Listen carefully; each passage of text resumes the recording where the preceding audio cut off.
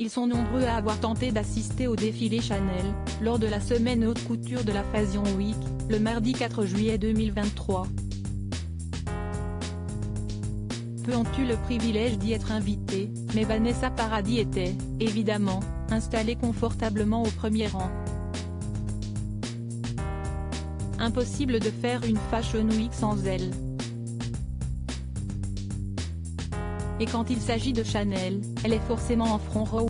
Égérie de la griffe française depuis les années 1990, Vanessa Paradis est évidemment venue assister au défilé des nouvelles pièces haute couture automne-hiver 2023-2024, le mardi 4 juillet, au port de la Conférence, dans le 8e arrondissement de Paris. Souvent installée aux côtés de sa fille Lily Rose Depp lors de ce genre d'événement, la chanteuse et comédienne était, cette fois-ci, assise auprès de Charlotte Casiraghi et du rappeur américain Kendrick Lamar. Difficile d'assister au défilé Chanel.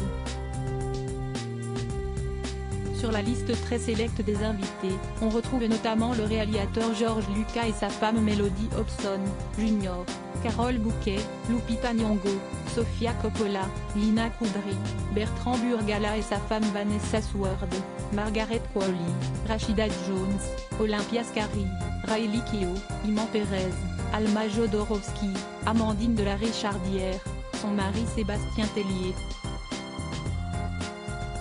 Vanessa Paradis prend le temps de profiter un peu de la vie, face à ce défilé, elle qui ne cesse décidément jamais de travailler.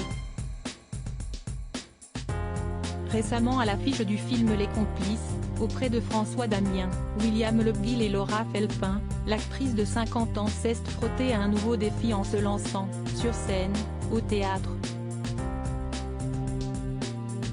Et pas dans n'importe quelles conditions.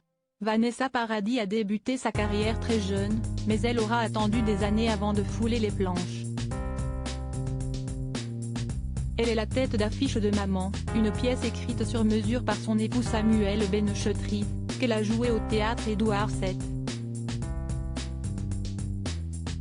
En donnant la réplique à son mari. Jouer face à mon mari dans la vie. Jouant mon mari dans la pièce.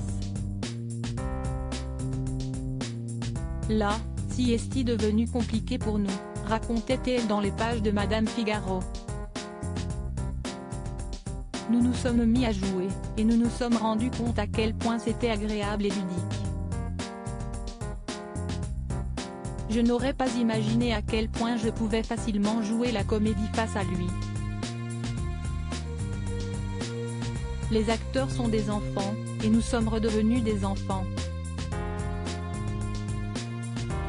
Nous étions désinhibés, nous nous sommes oubliés. Finalement, jouer avec son amoureux, ça pimente la vie.